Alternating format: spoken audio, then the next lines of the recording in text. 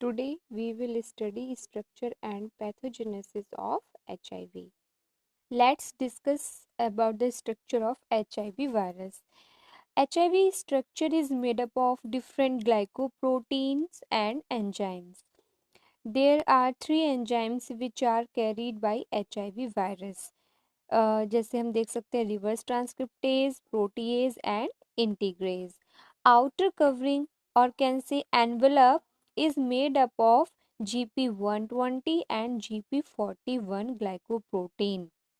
अगर हम इस स्पाइक को देखें तो इस स्पाइक को देखने पर आपको पता चलेगा जो इसका आउटर पार्ट है वो GP120 का बना होता है और जो नीचे स्टिक पार्ट है वो GP41 का बना होता है. और these protein participate in binding. ये जो हमारी GP120 और 41 है ये बाइंडिंग में पार्टिसिपेट करती हैं. Matrix and capsid are made up of P17 and P24 glycoprotein. ये मैट्रिक्स और अगर कैप्सिड की बात करें तो ये हमारे P17 और P24 प्रोटीन की बनी होती है. And the core of HIV has 2 single strand of RNA with reverse transcriptase enzyme. देख सकते हैं कि इसकी जो कोर है इसमें 2 सिंगल स्ट्रैंड RNA है जो अपने साथ क्या रखते हैं, रिवर्स ट्रांसक्रिप्टेज. आप देखेंगे कि जो HIV का वायरस है इसका RNA अकेला DNA में कन्वर्ट नहीं हो सकता जब तक इसके पास रिवर्स ट्रांसक्रिप्टेज ना हो. Let's talk about the replicative cycle of HIV. सबसे पहले हमें ये देखना है कि जो HIV का वायरस है वो कौन सी सेल पर बाइंड करता है. वो उसी सेल पर बाइंड कर सकता है जो हमारे CD4 रिसेप्टर रखते हों.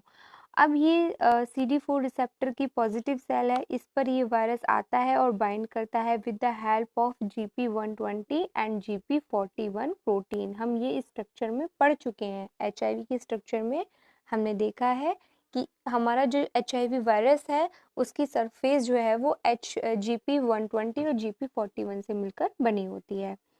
जैसे ही GP120 की हेल्प से यहाँ बाइंडिंग होती है CD4 रिसेप्टर पर, हमारे जो को रिसेप्टर होते हैं जिन्हें कीमोकाइन रिसेप्टर बोलते हैं, CCR5 या CXCR4, उनमें कुछ कन्फर्मेशनल चेंजेस होते हैं और कन्फर्मेशनल चेंजेस होने की वजह से GP41 अब इस तरीके से एक्ट करती है कि ये फ्यूज़न करा देती है.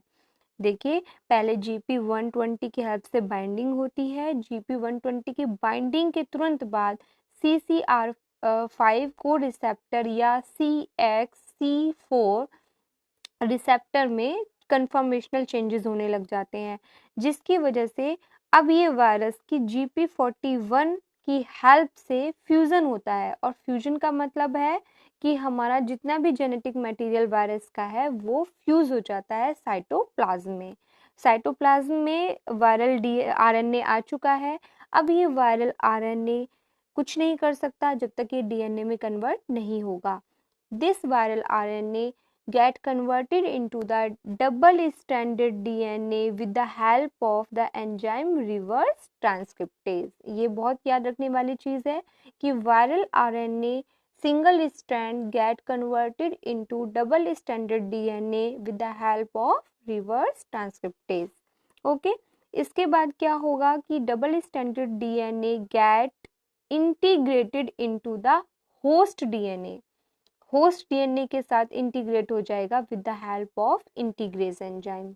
मीन्स डबल स्टैंडर्ड जो DNA वायरस का था वो अब हमारे DNA के साथ मिक्स हो चुका है. इस स्ट्रक्चर में आप देख सकते हैं.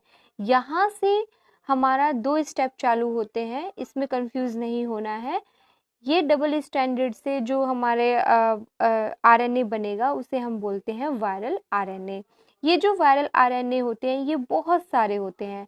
तो कुछ वायरल RNA तो ऐसे ही पड़े रहते हैं लेकिन कुछ वायरल RNA अपने आप को as a messenger RNA treat करके एज ए टेम्पलेट वो क्या बनाते हैं, राइबोसोम्स की हेल्प से वायरल प्रोटीन बनाते हैं.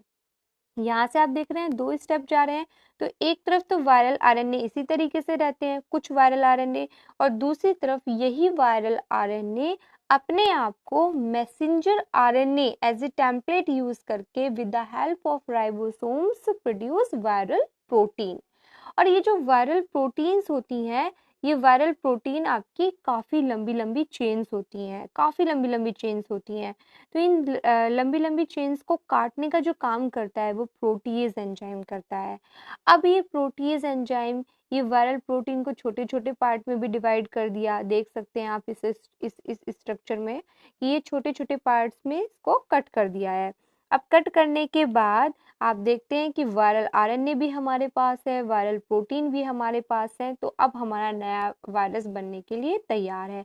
अब ये सारी चीज़ें जब आपस में असेंबल होती हैं, इस स्टेप को हम कहते हैं असेंबलिंग। जब वायरल आरएनए, वायरल प्रोटीन आपस में असेंबल होती हैं वायरस बनाने के लिए, इस स्टेप को हम असेंबलिंग कहते हैं। अब जब ये असेंबल होकर चीज़ें सरफेस की तरफ जाती हैं तो ये हमारे करती हैं बडिंग। आप देख सकते हैं एक उभरा हुआ पार्ट है, थोड़ा सा सरफेस पे उभर जाता है, इस प्रोसेस को हम बडिंग कहते हैं। और बडिंग होने के बाद एक फाइनली मैच्योर वीरोन बन जाता है और हमारा एक नया वायरस बन जाता है। नेक्स्ट हम देखते हैं the test for HIV. HIV test can be categorized into two categories. First is antibody test and second is direct detection of HIV. Antibody test में हम इलिशा टेस्ट और HIV वेस्टर्न ब्लॉट के थ्रू हम direct antibody detect कर सकते हैं जो हमारे HIV के लिए प्रोड्यूस्ड होती है हमारी बॉडी में। सेकंड है हमारा डायरेक्ट डिटेक्शन ऑफ HIV। इसमें हम P24 एंटीजन, P24 अगर बॉडी में है, डिटेक्ट हो रहा है एंटीजन, तो HIV पॉजिटिव है। HIV RNA को डायरेक्ट हम डिटेक्ट कर सकते हैं। DNA PCR से पॉलीमरेज चेन रिएक्शन से हम DNA के थ्रू हम डायरेक्ट पता लगा सकते हैं HIV का। And culture of HIV in neoplastic T cells, हम देखते हैं कि जो HIV का इन्फेक्शन होता है वो T सेल मैक्रोफेजेस में होता है, तो T सेल लाइंस में हम कल्चर ऑफ HIV को चेक कर सकते हैं। तो ये थे हमारे test for HIV infection. Thanks for watching.